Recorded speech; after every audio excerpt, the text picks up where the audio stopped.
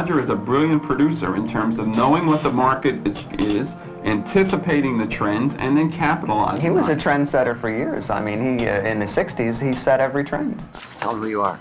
Oh, I am Alan Arkush, I have to tell them all the time. I'm Joe Dante. and we used to edit trailers. Wait a minute, let me check that we're in the right place. Is this trailer trash number 10? Is that where we're supposed to be? Yeah, That's where it's supposed to be. say, yes. And it looks like it's pretty full. Yeah, well, you know, everybody loves trailers. You give the people what they want. And this was starting in 1974, the Roger Corman trailer making factory. Consisting of two people making trailers, him and me. Yeah. And between 74 and 79. Yeah, well, we didn't last here that long. Yeah. We pulled up stakes. But there was just a couple of moviolas and us. I mean, we had a couple of benches. You know, there really wasn't a lot to move. So we moved all over Hollywood. But this was the original mainstay, and then it moved to a place we'll show you later, El Centro. So my first day when I came here was 50 years ago. Okay, I'm okay. And here's what was being edited. Well, I can just give you guys historical context. Candy Striped Nurses, Cage Heat, and a drive-in classic called Cries and Whispers. Some of the stuff that we cut here is The Harder They Come, Cockfighter, Monty Hellman, and I think Big Bad Mama, CoverGirl Models. Some of these movies, particularly the ones that came from the Philippines, were not up to the level of your average major studio picture. And so we did a lot of faking in the trailer. And CoverGirl Models is kind of famous because there's an exploding helicopter in it, which is actually a model. What we would do is whenever a trailer was dull, and some of the pictures weren't that good, we would just have somebody shoot off a gun and cut to the exploding helicopter. Yeah. And then because so many of these pictures were advertised heavily on television, most people didn't see the trailers. They saw the TV spots. And they would be in constant rotation. And so people would see these TV spots with the exploding helicopter, and then a week later they'd go to the movie, and they wouldn't remember that there was an exploding helicopter unless they saw the TV spot again. Right. And then they'd go, hey, where was that exploding helicopter? I must have gone to the bathroom or something. Anyway, we got a lot of mileage out of our exploding helicopter. So we were here till 76. So in total, I think you and I caught about 50 trailers and about another 50 to 75 TV spots, because sometimes we did two. Yeah. Some of my favorites that you did. Amarcord, great It's a trailer. classy movie. I mean, how can you do a bad trailer for it? And Death Race 2000 is a great one. Death Race 2000 was Roger had there was a deal where there was a thing called 60-second teaser, and the trailers would run that for free, and then when the picture came out, and then a trailer would supplant it, and they would have to pay for that. Well, Roger decided not to make a trailer, just to charge them for the teaser. So the only thing that was ever done on that picture was the 60-second teaser. And one of the reasons was because there was a little controversy between Roger and the director, Paul Bartel, as to how much comedy there should be in the movie. And so when we went to cut the trailer, it was too funny. And Roger said, just use the teaser. And we did. And nobody ever... It's a really good teaser. It is a good teaser. It's the beginning of what the mature style of This is the second editing room, 1607 North El Centro.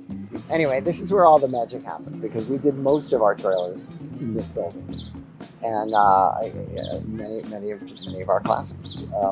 But we were here for a long time. I was here actually until I left Newville. Yeah, me too. This is the last trailer I cut was Lady in Red. The last trailer I cut was Star Crash. And that was after I'd edited Grand Theft Auto, and I'd actually made a couple of pictures that I came back to do a couple of trailers. Speaking of pictures, all the pictures that were cut in here. Yeah. I Never Promised You a Rose Garden. Yeah, Grand Theft Auto. Grand Theft Auto. Rock and Roll High School. And not to mention a whole lot of porno pictures that Gary Craver used to edit and sometimes direct. And one time, Orson Welles actually was in this building helping Gary Craver finish a trailer for 3 a.m. because he needed Gary for more pickups on the other side of the wind or something. And he said, Gary, I'll come in, I'll do it. Let's just finish it. Yeah, and Gary was the DP on Death Sport, first unit on Grand Theft Auto. It was a regular group of people here. Jonathan Demme was here. Ron Howard. And everybody they were all film buffs. Yeah. And so there was constant talk about what movies and B-movies and making movies, and it was a cultural hub. So what we would get the movie, we'd dupe it, we'd code it and do all that technical stuff, break it down to shots, cut it, show it to John. Do narration, which was you end up cutting it to the narration. Narration, yeah. Then we'd mix it and color correct it and go to the lab. It was a multi-step thing. Yeah. Went back and forth to the lab all the time with his old crappy car. David Cronenberg, we cut Rabbit was here, and the trailer for Rabbit, and also the trailer for The Brood, Brood, which we recut. We actually recut the movie so the MPAA wouldn't give it an X. And then, of course, as we always did, we put all the footage back in and released the movie the way it originally was. And the MPAA was so stupid, they never even bothered to watch these movies after they were submitted. Yeah, and the stuff that we showed them was Roger made the movies in color, and then he made black and white dailies. So they had mostly grayscale, and then we would dupe the black and white dailies at the dupeteria, and they'd be high-con black and white. And then when we brought it to the MPA, they probably were a dupe of a dupe. Yeah.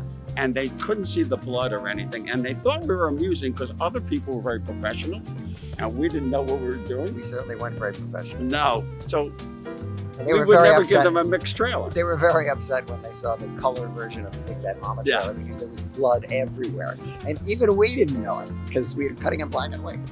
Yeah, so we would sit there next to them and do the narration because we had no mixed tracks. So we do the narration for Cockfighter, and one day we did a funny narration.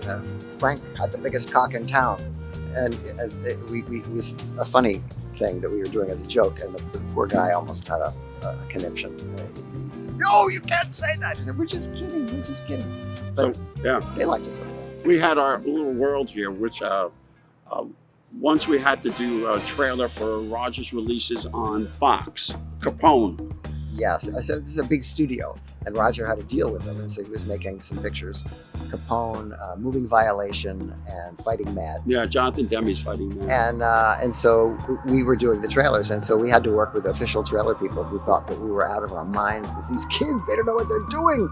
Well, yeah, so we go to 20th Century Fox, and there are all these executives, marketing executives in the room. And we sit down with our black and white dupe and one track, and we're going to read the narration while it's playing. And they are watching, I swear to God, it was 12 different versions of At Long Last Love, all mixed. And about version 6, Joe says to me, I thought this was a musical. They had taken out all the music. So now up comes our black and white mess, and we're shouting and stuff, and there's silence in the room. And they said, we'll call Roger. Now, guess which movie made more money? That was our foray into the real world. And from here, But we didn't last long there. We Yeah. came back.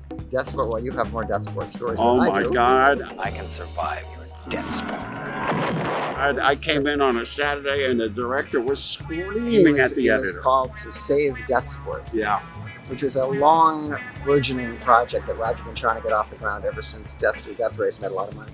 And they could never really figure out how to do it. And so he just finally said, well, just let's make it. We got the exhibitors want it. We'll make it. So they made it with a not very good script and a director who didn't know what he was doing, and who everybody on the picture hated each other. And it was a total disaster. And so who did they go to save the picture?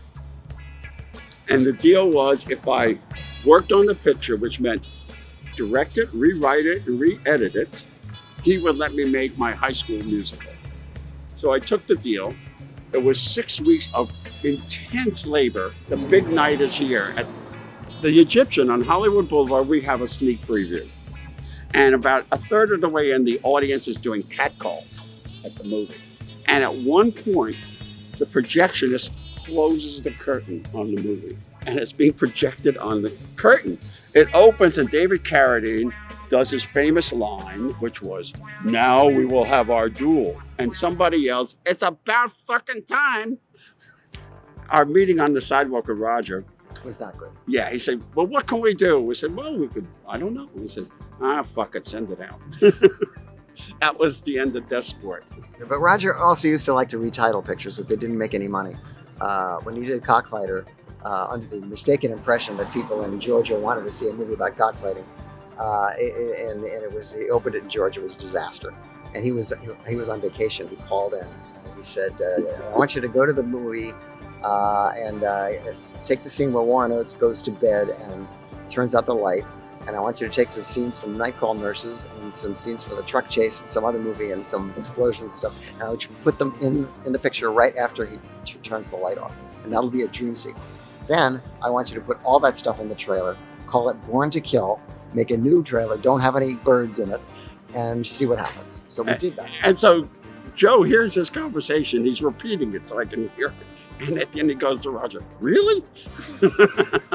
So it didn't work as Born to Kill. It didn't work as Gambling Man. It didn't work. He changed the title several different times. And the tragedy of it was that certain prints were still in circulation that had all the other titles. So at the World Theater on Hollywood Boulevard, they mistakenly booked Cockfighter and Born to Kill as a double bill. And when the audience found out that they were seeing the same picture twice, they almost wrecked the place. And this happened a lot. Yeah, because I recut Final Come Down into Blast. Right. And it played again in that theater, and people started yelling, I've seen this picture. And then as I came out of the movie, they were telling the audience to go away. Yeah. So not all the experiences were good. Yeah. It was a golden age. But it was a lot of fun. It's time to just wrap this up. I think it's long after time. So enjoy the show. Get set. It's 90 minutes of trailers. I don't know if I could do And that. some of them are better than the pictures. Yes. Yeah. I guess we'll see you 50 years from now. They don't do trailers. Okay. Bye.